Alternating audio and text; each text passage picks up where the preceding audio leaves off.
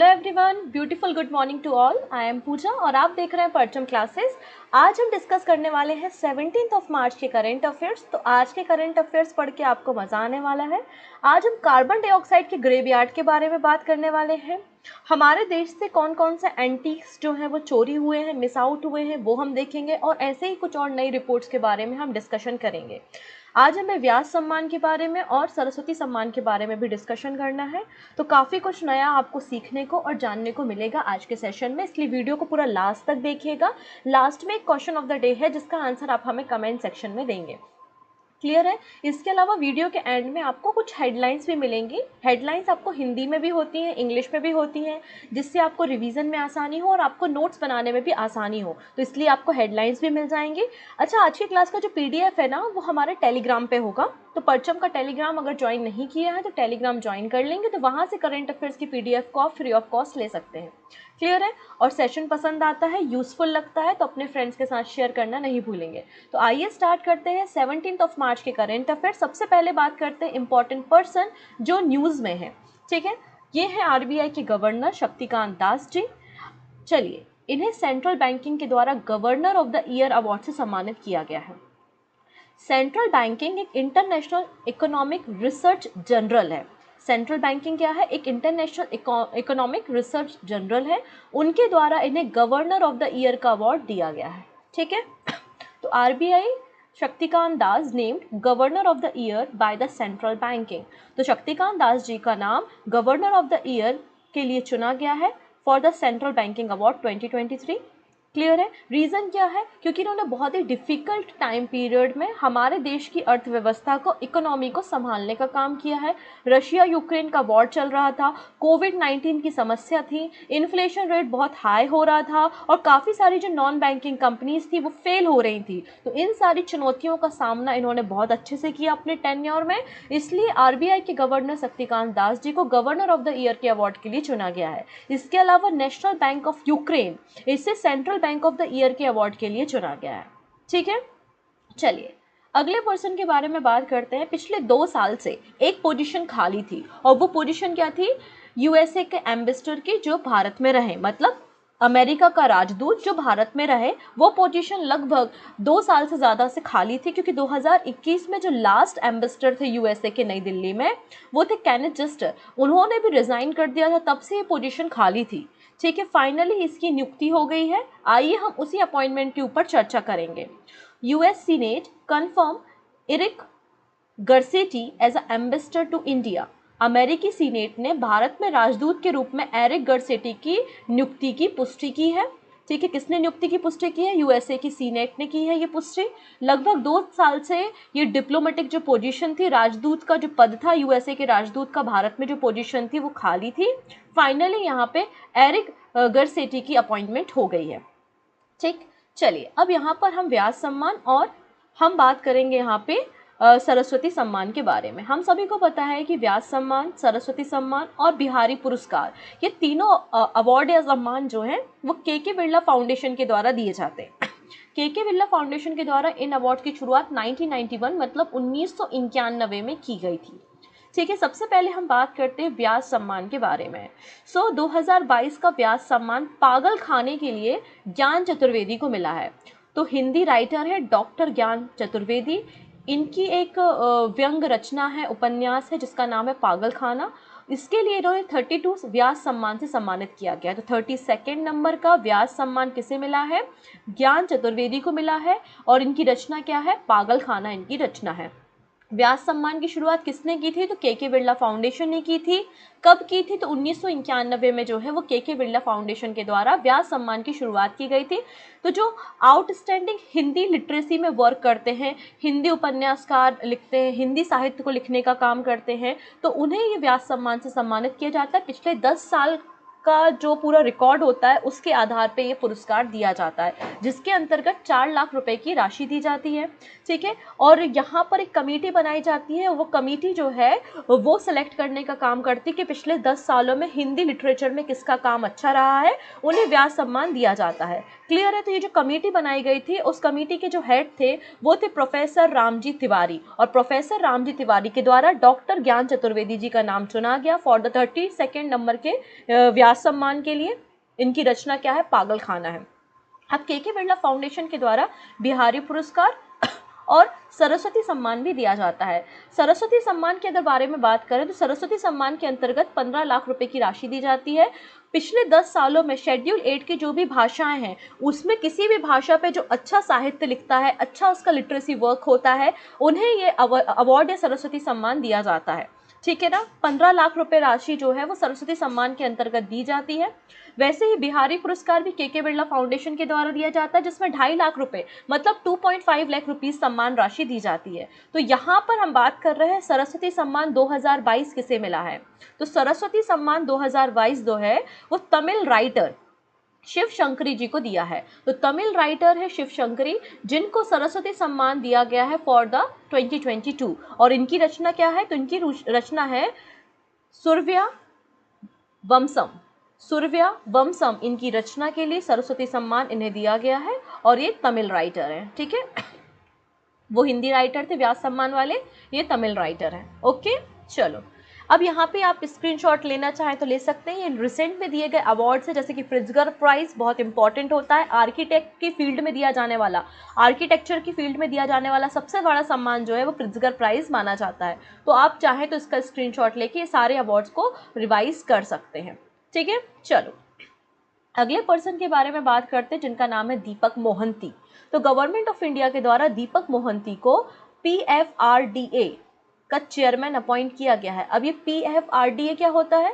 PFRDA का मतलब होता है pension fund regulatory and development authority. Pension fund regulatory and development authority का फॉर्मेशन 2003 में किया गया था, जो कि पेंशनर को प्रमोट करने, पेंशन इंडस्ट्री को बढ़ावा देने, प्रमोट करने और उसको डेवलपमेंट करने का काम देखती है। तो दीपक मोहंती को गवर्नमेंट ऑफ इंडिया के द्वारा PFRDA का चेयरमैन अपॉइंट किया गया है, और इन्होंने एस बंदोपाध्याय को रिप्लेस करने का काम किया है। इसके पहले मोहंती जी फॉर्मर एग्जीक्यूटिव डायरेक्टर RBI में भी काम कर चुके हैं। ठीक है, चलिए अगले पर्सन के बारे में बात करते हैं। Who has been appointed as the new CEO of Honeywell International. तो हनीवेल इंटरनेशनल का नया CEO किसे नियुक्त किया गया है? तो हनीवेल इंटरनेशनल के नए CEO बनाए गए हैं विमल कपूर। किसे बनाया गया है? विमल कपूर को नया CEO बनाया गया है हनीवेल इंटरनेशनल का, और इन्होंने रिप्लेस किया है डेरियस एडम्सजेक को। डेरियस एडम्सजेक जो है अभी तक कंपनी के CEO के रूप में काम कर रहे थे और जून तक काम करेंगे, और जून के बाद जो कंपनी के प्रेसिडेंट और CEO होंगे वो कौन होंगे? विमल कपूर होंगे। क्लियर है इतनी चीज़ें? चलिए नेक्स्ट बात करते हैं श्रेया गोडावत के बारे में। तो Shreya Godawat appointed as the India ambassador of the she changes climate. अब सी चेंजेस क्लाइमेट क्या है? एक नॉन प्रॉफिट ऑर्गेनाइजेशन है, एक NGO की तरह काम करता है बेसिकली, और इंटरनेशनल वीमेंस डे के उपलक्ष्य में महिलाओं की भी वॉइस आनी चाहिए, महिलाओं का भी जो क्लाइमेट चेंज हो रहा है उसके प्रति क्या उनकी सोच है, क्या उनकी आवाज़ है ना, तो उसके इम्पैक्ट को, उनके वॉइस को एम्पलीफाई करने के लिए क्लाइमेट चेंज के रिस्पेक्ट में यहाँ पे सी चेंजेस क्लाइमेट का जो इंडिया की तरफ से एम्बेसडर बनी है वो कौन बनी है? श्रेया गोटावत बनी है। बेसिकली इस कैंपेन का उद्देश्य है वीमेंस की आवाज़ को बढ़ावा देना।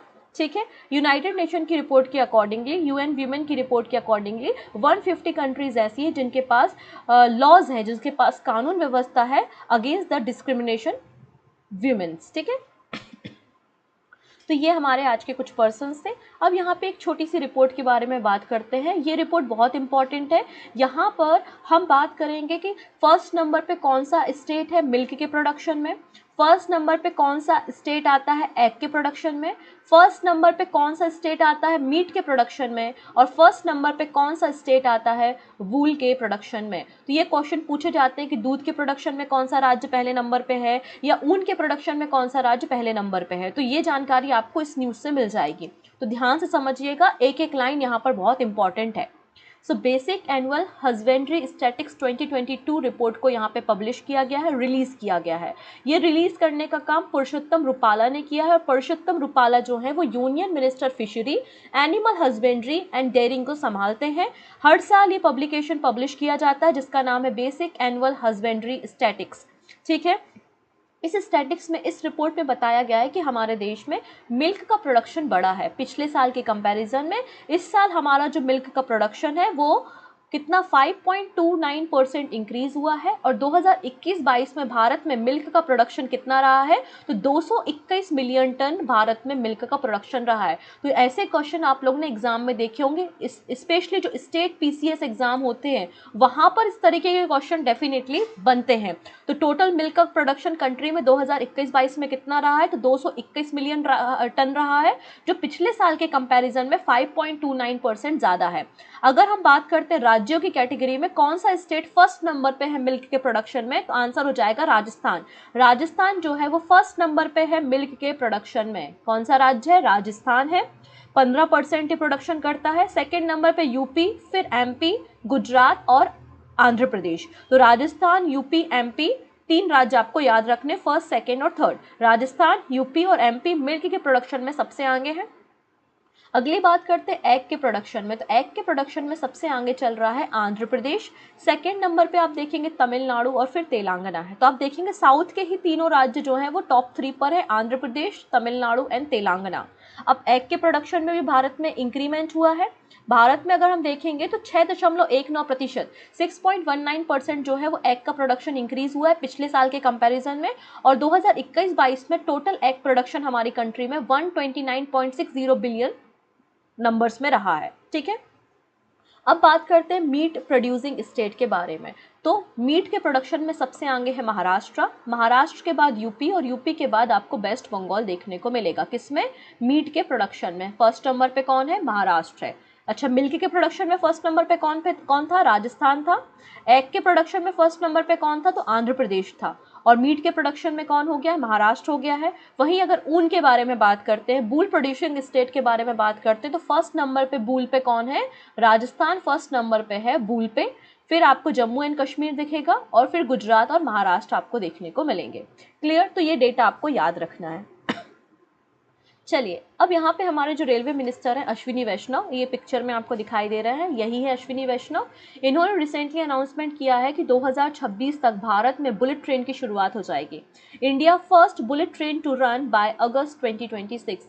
अगस्त 2026 तक भारत की पहली बुलेट ट्रेन की शुरुआत हो जाएगी, ऐसा हमारे रेलवे मिनिस्टर अश्विनी वैष्णव जी का कहना है। ठीक है, और अभी से जो है वो ऑर्डर आने लगे हैं एक्सपोर्ट के, इससे हमारे एक्सपोर्ट सेक्टर को भी बढ़ावा मिलेगा। पहली जो आपकी बुलेट ट्रेन है वो 2026 में शुरू हो जाएगी। पहली ट्रेन कहाँ से कहाँ चलेगी, तो अहमदाबाद से शुरू होगी, मतलब गुजरात से मुंबई महाराष्ट्र के बीच में ये ट्रेन चलेगी। और 508 किलोमीटर के रूट को ये 3 घंटे में कवर करेगी। और इसकी जो स्पीड बताई जा रही है वो 350 किलोमीटर प्रति घंटे की, 350 किलोमीटर पर आवर की स्पीड से ये ट्रेन चलेगी। तो याद रखेंगे, अगस्त 2026 तक भारत की पहली मेट्रो ट्रेन की शुरुआत हो जाएगी। चलिए, नेक्स्ट बात करते हैं अगली एक एक्सरसाइज के बारे में, और उस एक्सरसाइज का नाम क्या है, सी ड्रैगन एक्सरसाइज। सी ड्रैगन एक्सरसाइज का 3rd एडिशन शुरू हो गया है। बेसिकली सी आपका जो एक्सरसाइज सी ड्रैगन है, इसको आयोजित करने का काम, इसको होस्ट या ऑर्गेनाइज करने का काम कौन कर रहा है, यूएसए कर रहा है।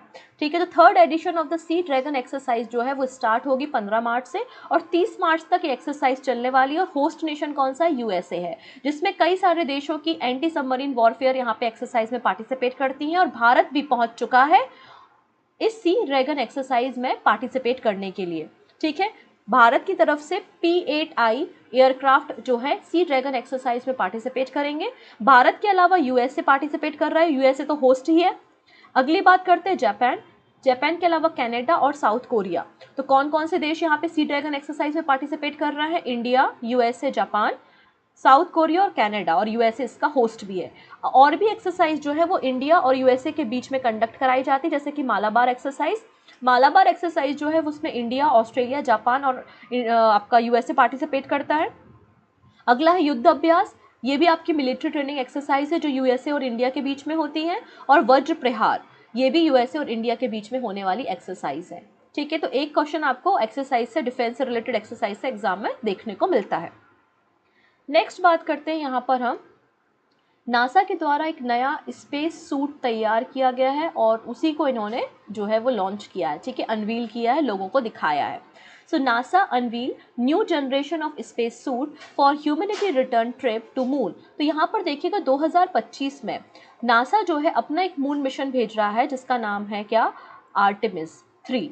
ठीक है ना, ये जो मिशन है इसमें लोग चंद्रमा पे जाएंगे और चंद्रमा से वापस आएंगे। तो जब कोई एस्ट्रोनॉट जो है वो चंद्रमा पे जाएगा तो चंद्रमा पे क्या पहन के जाएगा, स्पेस सूट पहन के जाएगा, और उस क्लाइमेट के अकॉर्डिंगली आपका स्पेस सूट भी होना चाहिए, और स्पेस सूट इस तरीके से होना चाहिए कि आपका जो एस्ट्रोनॉट है वो कंफर्टेबल हो और लूनर सरफेस पे उतर के वो रिसर्च वर्क को भी कर सके। इसलिए यहाँ पे नासा के द्वारा एक नया स्पेस सूट जो है, नई जनरेशन का स्पेस सूट, उसे तैयार किया गया है और उसे लॉन्च किया गया है फॉर अपकमिंग लूनर मिशन के लिए।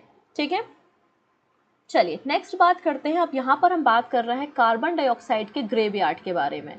ये क्या कहानी है, आइए। तो डेनमार्क पहला ऐसा देश बन गया है, पहली ऐसी कंट्री बन गई है जो अलग अलग देशों से कार्बन डाइऑक्साइड को इंपोर्ट कर रही है, और कार्बन डाइऑक्साइड को इंपोर्ट करके उसको दफनाने का काम कर रही है नॉर्थ सी में, जिससे जो कार्बन डाइऑक्साइड के कारण एटमॉस्फेयर में चेंजेस आ रहे हैं, क्लाइमेट चेंज हो रहा है, ग्लोबल वार्मिंग का इम्पैक्ट हो रहा है, उसको रिड्यूस किया जा सके। तो ऐसा करने वाला पहला देश कौन सा बन गया है, डेनमार्क। तो Denmark become the first country to import and bury carbon dioxide under sea. आइए पूरी न्यूज़ को हम समझते हैं।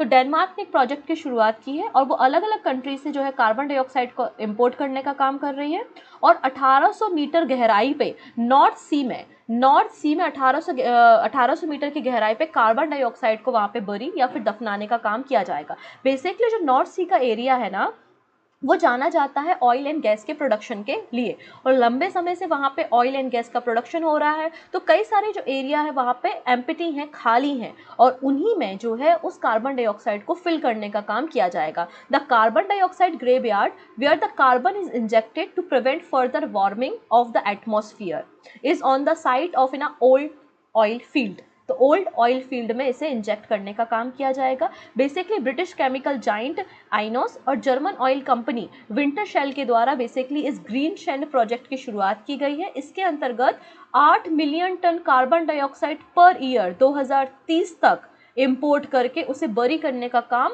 उसे दफनाने का काम नॉर्थ सी में किया जाएगा। अगर आप लोकेशन को लेके थोड़ा सा कंफ्यूज है कि नॉर्थ सी कहाँ है, तो आइए हम मैप में देखते हैं। ये आपको मैप दिखाई दे रहा है यूरोप का, और यूरोप में आपको यहाँ पे दिखेगा डेनमार्क। ठीक है, ये आपका क्या है, डेनमार्क है, और यहाँ ये पूरा एरिया आपको क्या दिखाई दे रहा है, नॉर्थ सी है। ये इंग्लिश चैनल है और ये आपका क्या है, स्ट्रेट ऑफ डोबर है। ठीक है, तो डेनमार्क का लोकेशन आपको क्लियर हुआ है और नॉर्थ सी भी आपको क्लियर हुआ है। नेक्स्ट बात करते हैं, ground station of India Bhutan satellite inaugurates.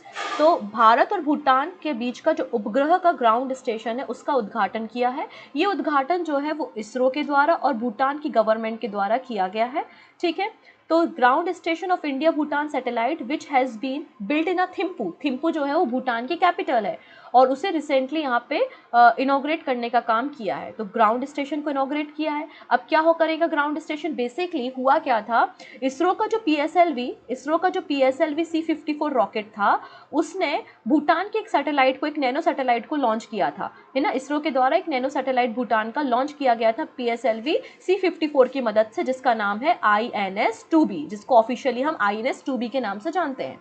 देखो, इसे जो है वो नवंबर 26 में 2022 में लॉन्च किया गया था। अब जो डेटा आपको कलेक्ट करना है, इमेजेस की ज़रूरत है, नेचुरल जो आपके रिसोर्सेज है उसकी इमेज चाहिए, इन्फॉर्मेशन चाहिए।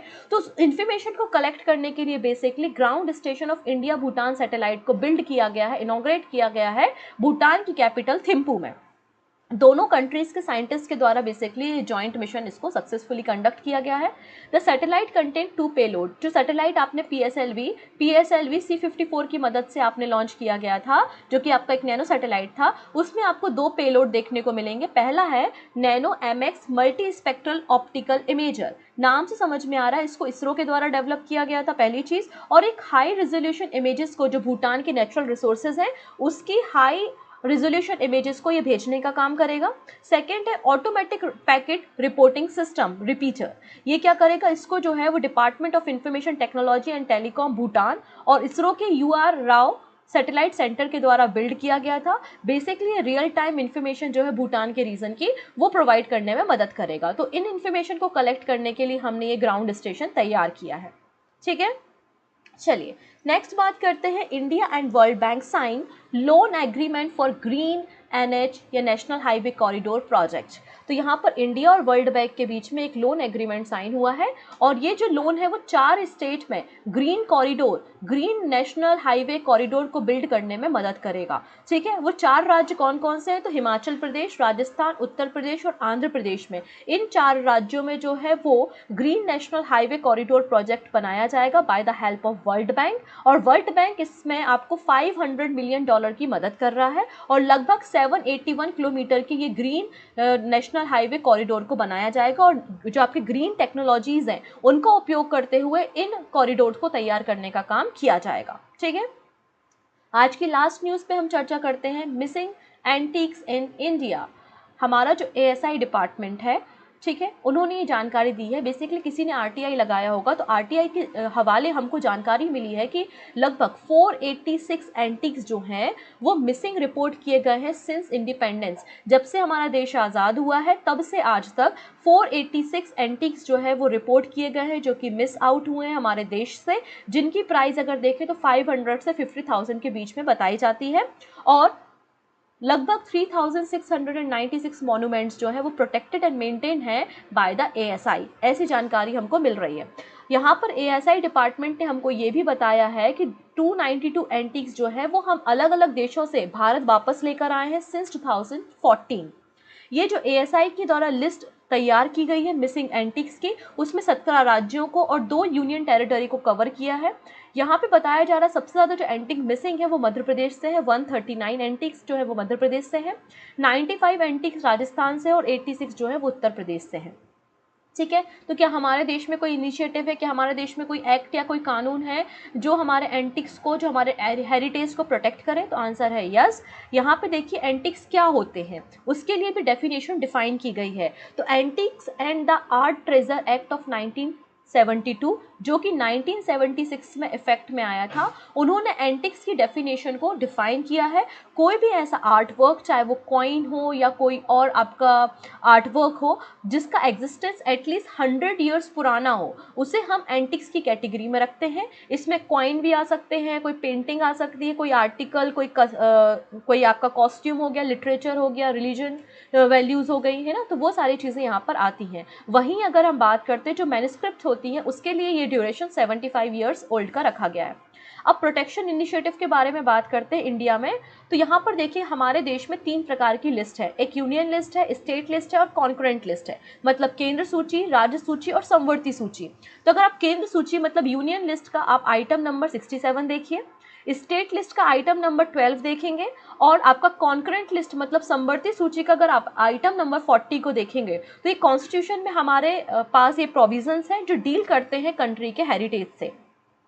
आज़ादी से पहले हमने एंटिक्स एक्सपोर्ट कंट्रोल एक्ट पास किया था 1947 में, आज़ादी के बाद 1947 में हमने एक्ट पास किया था जो कि विदाउट लाइसेंस एंटिक को एक्सपोर्ट करने से रोकता है। इसके अलावा ancient monument and archaeological site and remain act जो है वो 1958 में इनेक्ट में आया था, जो कि हमारे एंशिएंट मॉन्यूमेंट्स को और आर्कियोलॉजिकल साइट को मिसयूज करने से प्रोटेक्ट करने का काम करता है। तो ये भारत के द्वारा कुछ इनिशिएटिव है जो हमारे एंटिक्स को और हेरिटेज को प्रोटेक्ट करने का काम करते हैं।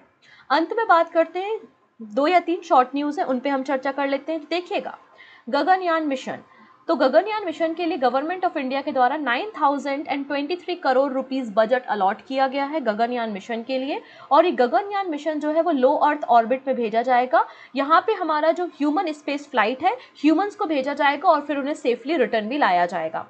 ठीक है, नेक्स्ट है union minister of agriculture Narendra Singh Tomar ji के द्वारा 5 दिन का कल्चर प्रोग्राम एग्री यूनिफेस्ट की शुरुआत की जा रही है बेंगलुरु में, और इसे ऑर्गेनाइज करने का काम बेंगलोर एग्रीकल्चर यूनिवर्सिटी और ICAR मतलब Indian council of agriculture research के द्वारा किया जा रहा है। नेक्स्ट है, यहाँ पर रिसेंटली गवर्नमेंट ऑफ इंडिया के द्वारा एक सर्वे कंडक्ट कराया गया और इस सर्वे से हमें पता चलता है कि जो हमारे ग्रामीण क्षेत्र हैं, जो हमारे रूरल हाउस होल्ड हैं, उनमें 21% ऐसे ग्रामीण क्षेत्र हैं जहाँ पर कोई भी व्यक्ति जो है वो टॉयलेट का यूज़ नहीं कर रहा। मतलब हम इतना ज़्यादा स्वच्छ भारत अभियान को इनिशिएट करते हैं, प्रमोट करते हैं, उसके बाद भी आज के समय में हर एक घर में टॉयलेट होने के बाद भी जो है वो 21% rural household do not have access to any type of toilet according to the government survey. अब यहाँ पर देखिएगा, वर्ल्ड का सबसे बड़ा सेमीकंडक्टर मैन्युफैक्चरिंग प्लांट या बेस तैयार होने जा रहा है। तो सैमसंग इलेक्ट्रॉनिक्स जो है वो लगभग 300 ट्रिलियन बॉन्ड या फिर $230 बिलियन पिछले अगले 20 सालों में इन्वेस्ट करेगा और साउथ कोरिया में ये इन्वेस्टमेंट किया जाएगा और तैयार किया जाएगा वर्ल्ड का largest semiconductor manufacturing base near the capital Seoul. ठीक है, तो आज हमने न्यूज़ देखी, करंट अफेयर्स को देखा, हमने काफ़ी इंटरेस्टिंग न्यूज़ को यहाँ पे कवर किया है। ये कुछ इंपॉर्टेंट पर्सन है जो आज न्यूज़ में थे, तो आप इन सारे पर्सन को थोड़ा सा याद रखेंगे। शक्तिकांत दास जी बड़े इंपॉर्टेंट हैं, ये आपके जो नए एम्बेसडर बने ये भी बहुत इंपॉर्टेंट है क्योंकि 2 साल की वैकेंसी के बाद इनका अपॉइंटमेंट हुआ है। और व्यास सम्मान और सरस्वती सम्मान तो अपने आप में इंपॉर्टेंट होता है, करंट अफेयर्स का भी पार्ट होता है और आर्ट एंड कल्चर का भी पार्ट होता है। ठीक है, तो आप इन सारे स्क्रीनशॉट ले सकते हैं, इन सारी इमेजेस को आप पढ़ सकते हैं बाद में। अदरवाइज आपको पीडीएफ भी जो है वो अवेलेबल करा दिया जाएगा टेलीग्राम में, और टेलीग्राम से कोई भी दिक्कत होती है पीडीएफ डाउनलोड करने में तो आप प्ले स्टोर में जाके एप्लीकेशन के जरिए भी पीडीएफ को ले सकते हैं। आइए अंत में बात करते हैं कुछ रिवीजन क्वेश्चंस के बारे में। पहला क्वेश्चन है, सिप्री की रिपोर्ट के अकॉर्डिंग वर्ल्ड का लार्जेस्ट कंट्री कौन सा है जो कि वेपन्स को इम्पोर्ट करता है? तो हथियारों के आयात करने के मामले में सबसे आगे कौन सा देश है? तो हमारा देश है India, Bharat. Option B correct हो जाएगा। नेक्स्ट है, हमने किस देश के साथ एमओसी साइन किया है to strength up corporation and promote research networking? तो यूनिवर्सिटी के बीच में रिसर्च नेटवर्किंग को बढ़ावा देने के लिए हमने स्वीडन के साथ एमओसी साइन किया है। Okay, option C is the right answer. Next है, भारत की पहली लोको पायलट कौन बन गई है? पहली महिला लोको पायलट कौन बन गई जो कि वंदे भारत एक्सप्रेस ट्रेन को चलाएंगी? तो आंसर हो जाएगा सुरेखा यादव। ऑप्शन ए बहुत इंपॉर्टेंट, और आने वाले समय में ये क्वेश्चन आपको किसी न किसी सेट में देखने को मिलेगा।